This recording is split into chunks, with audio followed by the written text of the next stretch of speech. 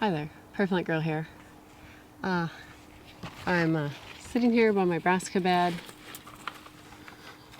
yet again, and I just want to address a few things.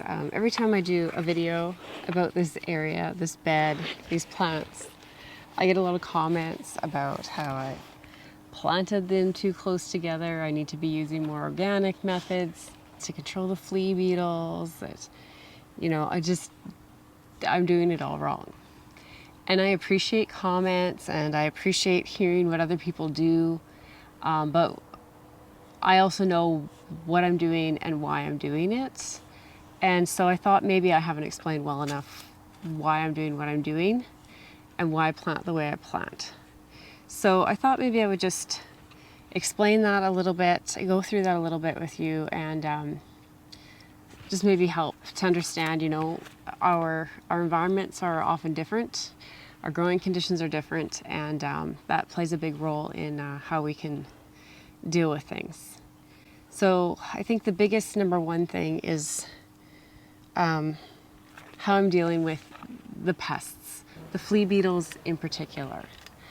I don't like to spray chemicals. I don't like to use non-selective methods for controlling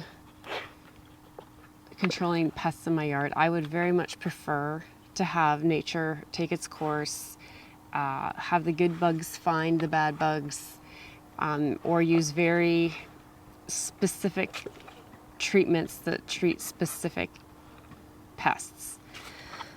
But I have been working on this for many years with the flea beetles, and unfortunately they are just getting stronger in their numbers and more voracious.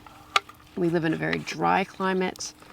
It's warm here, very warm in the summer, this summer especially, and those are perfect conditions for flea beetles. And also I live in a very rural, very agriculture heavy area, and a lot of what is farmed around here is things like canola and brassicas, a field after field after field. So that is something that the flea beetles love. They will go into the fields for a brief period of time over the summer, and then they come right back as soon as the fields are harvested. They overwinter, they come up here in the spring, and they're just a really difficult thing to get under control here, and there's just so many that I don't think natural predators are able to keep up with them. So I have gone to spraying with the Pyrethrin.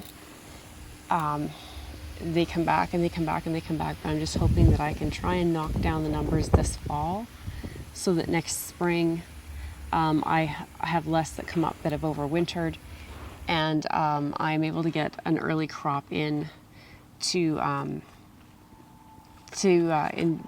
get them growing during the cool weather so that they're strong enough to withstand the flea beetles. Because really, right now, the flea beetle damage is mostly cosmetic.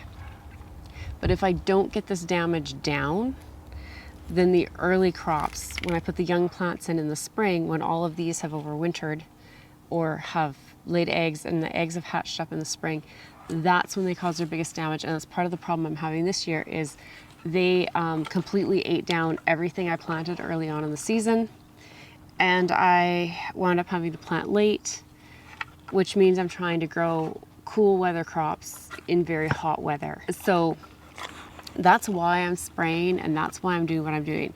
I went through again the other day and did a thorough spray with the Pyrethrin. The ground was just moving with flea beetles, and I soaked it down really well. Now again, I'm trying to do all of that spraying in this bed on these plants and with this cover on, so hopefully I'm not getting it on any other beneficial insects. I'm trying to keep it very localized to this area, and just try and be as environmentally conscious as I can be while still trying to contain this influx of flea beetles that I have right now. I also, you may be able to tell, or may be able to see in the shot here, have some yellow sticky cards that I've put down in here, and they are doing their job. they're doing their job and they're catching lots of flea beetles, and that's another means that I'm trying to go about catching these. And I'm going to have to be refreshing these cards often. I can see this is 24 hours of flea beetles in here that have almost completely covered the cards. So I need to contain those. So that's why I'm doing what I'm doing with the flea beetles and what my plan is. Okay, there's a reason for it. The other biggest thing that I get about the brassicas is that I planted them too close together. And yes, I did, but no, I didn't. They are planted closer than recommended on a package. Most package recommendations are so you can plant them and have spaces for mechanical means of tilling and weed control. If you look at my entire garden, I plant everything much closer than is recommended on the package.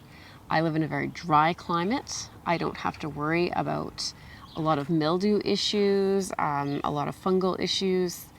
My plants can be closer together because my climate allows for that. And when I plant them close together, they shade the soil so that I'm not having the weed issues, and I'm not needing to go in and weed very much. So that's why I plant close together. Also, these are planted with maturity of the crops in mind and successive plantings in mind. And like I said, I just had a really late start with it all because of the flea beetles. And so those best laid plans did not happen this year. So things are still spaced very, very close together when the plants have gotten large. And maybe I should have come out and pulled some of those plants out early on, because you can see like there's a much younger plant here next to this much more mature plant, and there's another that's kind of in between the age of those two plants. And that was done on purpose, thinking that I would be harvesting and pulling things out and have new things coming up in between. So I had older seedlings and then younger seedlings and then things planted by seed. But just with the way this season has turned out for me, that did not work out in my favor. And honestly, for a good month probably, I've pretty much just ignored this bed and left it because I didn't think anything was going to come of it. It's been so hot, so dry here, and the insect pressure was so bad that I wasn't even pulling up the net. I wasn't really doing anything with it because nothing was happening under here. But the weather started to cool down now, and if I'm going to get anything out of it, I've needed to come in and start to deal with it now. Another thing people say is, you should be pulling off the dead leaves and cleaning out the dead stuff at the bottom. And yeah, that's true. Totally true. Totally agree with you. But like I said, I'd kind of written this bed off. And so I hadn't really been pulling it up, paying attention. I was trying to keep it closed up completely just so that if anything was going to survive in here, I was keeping the numbers of insects down as much as possible. But, that did mean that maintenance on the bed was not stellar.